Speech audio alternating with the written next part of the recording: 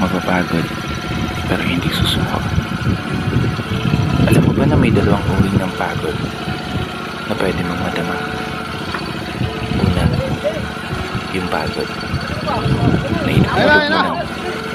Pag-isip mo, okay ka na. Pero may isang uri ng pagod talagang nakaiba. Yun ay ang pagod na hindi nadadaan sa pahinga. Isang pagod na magpapahiwatig kaya napabigat ang mga problema mong daladala. Pagod na magpapangnig ng mga luha sa mata. Pagod na magtitig ka sa'yo para sabihin kayo mo na. Mapapatanong ka na lang talaga.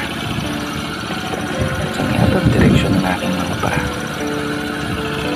Mga paang tila pagod na sa kakahabang. Mga paang himay na sa kada tapak sa baitang ng hagdan. Isang hagdan na magdadala sa akin patungo sa isang palapag na pinapangarap ko. Mapapagod pero hindi susuko. Magpapahinga pero hindi hihinto.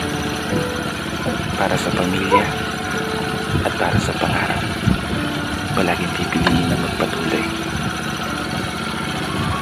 Kasi alam mo, kung ang pagod ay kapalit ng magandang kinabukasan, wala kang dahilan para subukan ng pagod. Wala kang dahilan para hindi ka bumangon.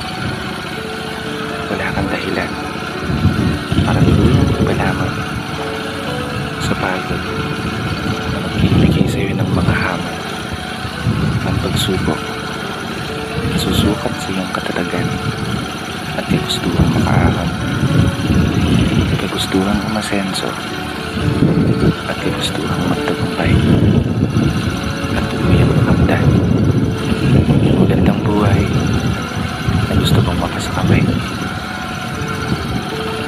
Kaya naman, tatagan mo ang mga paa mo at ibayan ng loob sa iyong paglalakbay at umasa kang kalakip ng bawat pagod ay may masaganang buhay na naghihintay.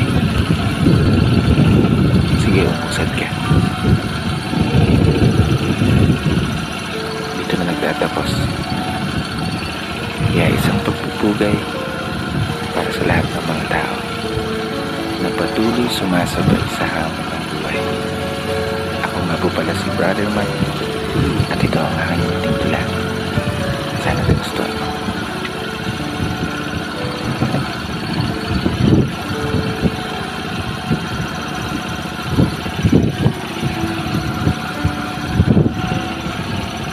Mapapagod pero hindi susuko. Alam mo ba na may dalawang uri ng pagod na pwede mong madama? Una, Ya, si Dondi. yung pagod Let the whole world show, Dondi. pagising mo, okay ka na.